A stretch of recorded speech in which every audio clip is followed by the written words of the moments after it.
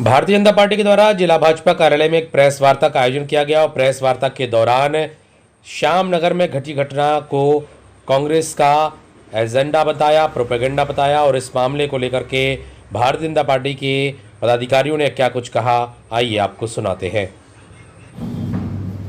उपचुनाव इस समय चल रहा है और कल इस उपचुनाव की मतदान होना है।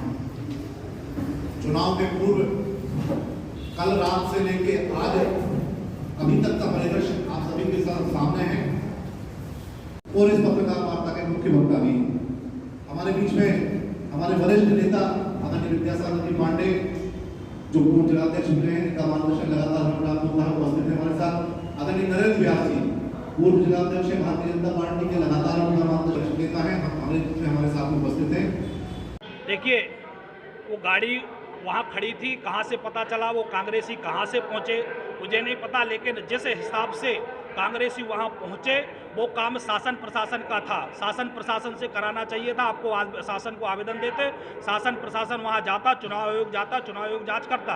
वो चुनाव आयोग के जांच का विषय था, लेकिन कांग्रेस ने जिस तरीके से लोग किसी को मारने का या धावा बोलने का काम करते हैं, इस तरीके का कृत्य कांग्रेस के द्वारा किया गया है निश्चित ही। और उसमें भारतीय जनता पार्टी को जिस तरीके से घसीटा जा रहा है, तो भारतीय जनता पार्टी के समस्त पदाधिकारी निश्चित ही जैसे ही चुनाव की ये लागू हुआ था कि सभी लोग बाहर के अपने अपने वापस जाएंगे, तो हमारे भारतीय जनता पार्टी के चाहे प्रदेश अध्यक्ष हो, चाहे हमारे मध्य प्रदेश शासन के मंत्री हो, सभी समय से पहले दमोह छोड़कर निकल चुके थे। वहाँ कांग्रेस प्रत्याशी ने वहाँ के रूमों की भी अपने सामने जांच करवाई, वहाँ कुछ नहीं पाया। इसी तरीके से गाड़ी भी पता नहीं किसकी थी, कहाँ से आई थी, लेकिन उसको एक विषय बनाकर, क्योंकि वो अब चुनाव हार चुके हैं, उनके हाथ से चुनाव निकल चुका है, इसलिए कुछ ना कुछ जनता को गुमराह करने का काम अजय टंडन जी के द्वारा किया जा रहा है। और निश्चित ही 2 दिन पहले जो उनका रोड शो था, उस रोड शो में ऐसा बताया गया था आप सबके अखबारों के माध्यम से, टीवी के माध्यम से, कि वो कोरोना पॉजिटिव हैं। ऐसी कौन सी दवाई उनको मिल गई कि 2 दिन में वो कोरोना पॉजिटिव से नेगेटिव हो गए और जनता के बीच में घूमने लगे। जनता में कोरोना फैलाने का काम जो अजय टंडन जी के द्वारा किया जा रहा है और जनता को गुमराह किया जा रहा है, उसका जवाब दमोह की जनता उनको अभी कल जो वोटिंग होनी है उस वोटिंग के माध्यम से देगी और 2 तारीख को आप सबके सामने इसके परिणाम होंगे। बिल्कुल यह षड्यंत्र है, कांग्रेस बौखला गई है, उसे पूर्व अनुमान है कि हम चुनाव हार रहे हैं। आपने देखा जिस तरीके से कानून को हाथ में नहीं लेना चाहिए, कांग्रेस के प्रत्याशी सम्मानीय अजय टंडन जी दल बल के साथ धारा 144 तोड़कर क्लब हाउस पहुंचे। उन्होंने काफ़ी देर तक वहां हंगामा किया, सोशल मीडिया के माध्यम से आम जनता को गुमराह करने की कोशिश की गई, आम मतदाता को। वहां पर दोनों को कमरे की तलाशी उन्होंने अपनी मौजूदगी में ली, वहां कोई कागज का टुकड़ा भी बरामद नहीं हुआ, न भाजपा का एक कार्यकर्ता वहां मिला।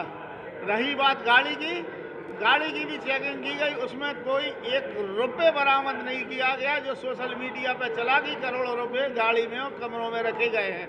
मित्रों, मैं यह बात आपसे बताना चाहता हूँ कि बौखलाहट हो, पर व्यवस्था इस तरीके की नहीं होना चाहिए कि आम मतदाता को आप गुमराह करें। नंबर 2, जिस तरीके से सम्मानीय भूपेंद्र सिंह जी को, जो हमारे चुनाव के प्रभारी थे, यहाँ पर भाजपा के वरिष्ठ नेता भी आए थे, चुनाव आयोग के, निर्वाचन आयोग के समय के पूर्व 2-3 घंटे पूर्व सभी नेता दमोह विधानसभा को छोड़कर चले गए थे। कोई दमोह विधानसभा की सीमा में नहीं था। माननीय भूपेंद्र सिंह जी और सम्मानीय हमारे वरिष्ठ नेताओं के सम्मान के प्रति जो उन्होंने खिलवाड़ किया, अपमानित करने का प्रयास किया, इसकी हम लोग घोर निंदा करते हैं कि इस तरीके का कृत्य कांग्रेस यदि बौखलाहट के कारण कर रही है, वह निंदनीय है। और गाड़ी की जांच हुई, उसमें कोई चीज़ बरामद नहीं हुई।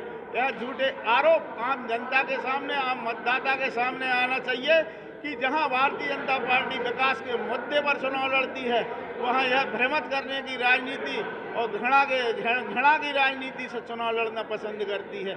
आपको ज्ञात होगा, इसके पूर्व अजय टंडन जी को कोरोना पॉजिटिव रिपोर्ट बताई गई थी। ऐसा क्या हुआ कि 2 दिन में आज नेगेटिव रिपोर्ट आ गई? कैसे नेगेटिव आ गई? आम जनता की आप सिंपैथी बटोरना चाहते हैं, आप मुद्दे की लड़ाई लड़ें, आप विकास की बात पर चुनाव लड़ें।